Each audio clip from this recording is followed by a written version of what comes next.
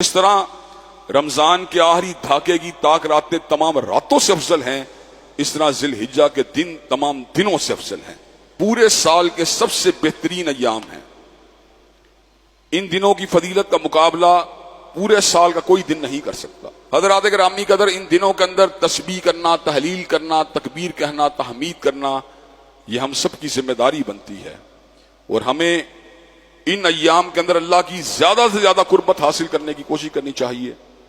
ان ایام میں روزے رکھنا بالعموم یہ ایک اجر و ثواب کا کام ہے، لیکن خصوصیت سے 9 ذی الحجہ کا روزہ رکھنا،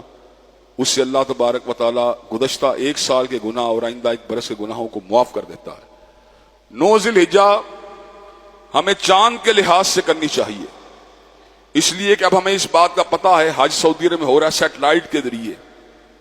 ٹیلی فونوں کے ذریعے، موبائل کے ذریعے، لیکن جو ایک آفاقی طریقہ امت میں رائج تھا، چاند کو دیکھ کے ان چیزوں کو متعین کیا جاتا تھا۔ چونکہ 10 ذی الحجہ کو عید ہوتی ہے اور 9 ذی الحجہ کو حضرت رسول اللہ صلی اللہ علیہ وسلم نے غیر حاجیوں کو روزہ رکھنے کا حکم دیا کہ جس طرح حاجی 9 ذی الحجہ کو گناہوں سے پاک ہو رہے ہوتے ہیں، غیر حاجی بھی روزہ رکھ کے اللہ کی کرم نوازی کو حاصل کر لیں۔ تو ہمیں یوم عرفہ یعنی 9 ذی الحجہ کو چاند کے لحاظ سے جو پاکستان میں جو ذی الحجہ بنتا ہے اس کا روزہ بھی رکھنا چاہیے،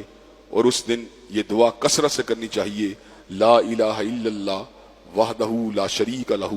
لہ الملک ولہ الحمد وہو علی کل شیء قدیر۔ اللہ نے اس کے نبی پاک حضرت محمد کریم صلی اللہ علیہ وسلم نے اس امر کا اعلان فرما دیا، یہ یوم عرفہ کی بہترین دعا ہے، اور ساتھ ہی آپ نے یہ بھی ارشاد فرما دیا، خیر ما قلت انا والنبیون من قبلی،